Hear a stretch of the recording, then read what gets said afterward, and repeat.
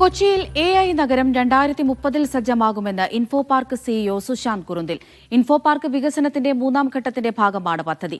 ദോഹയിൽ മീഡിയ വണ്ണുമായി സംസാരിക്കവെയാണ് അദ്ദേഹം പ്രോജക്ടിനെ കുറിച്ച് വിശദീകരിച്ചത്. AI നഗര പദ്ധതിയെക്കുറിച്ച് വിശദമായി സംസാരിക്കുന്നത് ദോഹയിൽ വെച്ചാണെന്ന് സുശാന്ത് കുറുന്തിൽ പറഞ്ഞു. കേരളത്തെ സംബന്ധിച്ച് വലിയ ഇൻഫ്രാസ്ട്രക്ചർ പ്രോജക്റ്റാണിതെന്നും അദ്ദേഹം വ്യക്തമാക്കി.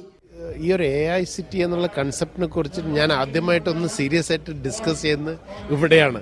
ഈവൻ അവിടെയും ഇതിനെപ്പറ്റി സംസാരിച്ചിട്ടില്ലായിരുന്നു. സോ ആ ഒരു കൺസെപ്റ്റ് ചെറുതായിട്ടൊന്ന് അൺവീൽ ചെയ്തത് ഇവിടെയാണ്. ഇൻഫോ പാർക്ക് വികസനത്തിന്റെ മൂന്നാം ഘട്ടത്തിലാണ് AI ടെക് സിറ്റി യാഥാർത്ഥ്യമാകുന്നത്. AI സിറ്റി എന്നുള്ള ഒരു കൺസെപ്റ്റാണ്. ഇൻഫോ പാർക്ക് ഫേസ് 3 നമ്മൾ AI സിറ്റി ആയിട്ടാണ് ബിൽഡ് ചെയ്യുന്നത്. അപ്പോൾ ഫേസ് 3 ഓൾറെഡി കഴിഞ്ഞ 10 ദിവസം മുമ്പേ ബഹുമാനപ്പെട്ട മുഖ്യമന്ത്രിയുടെ മുമ്പിൽ നമ്മളും ഇൻഫോ പാർക്കും GCDയും തമ്മിലൊരു MOU സൈൻ ചെയ്തിട്ടുണ്ടായിരുന്നു.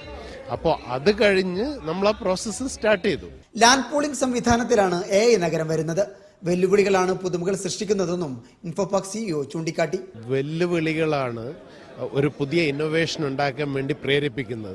ഇൻഫോ പാർക്കിന് ഒരു വലിയ വെല്ലുവിളി ഉണ്ടായിരുന്നു. നമ്മൾ ഫുള്ളി സാച്ചുറേറ്റഡ് ആണ്. ഞാൻ ഫേസ് ചെയ്ത ഏറ്റവും വലിയ പ്രശ്നം, നമുക്ക് കപ്പാസിറ്റി ഇല്ല. കമ്പനികൾ അവിടെ വരുന്നു, അവർക്ക് വരണം, പക്ഷേ നമുക്ക് ലാൻഡ് ഇല്ല. അപ്പോൾ അങ്ങനെ ആ ഒരു സിറ്റുവേഷനിൽ നിന്നാണ് ഈ ഒരു തോട്ട് വരുന്നതും.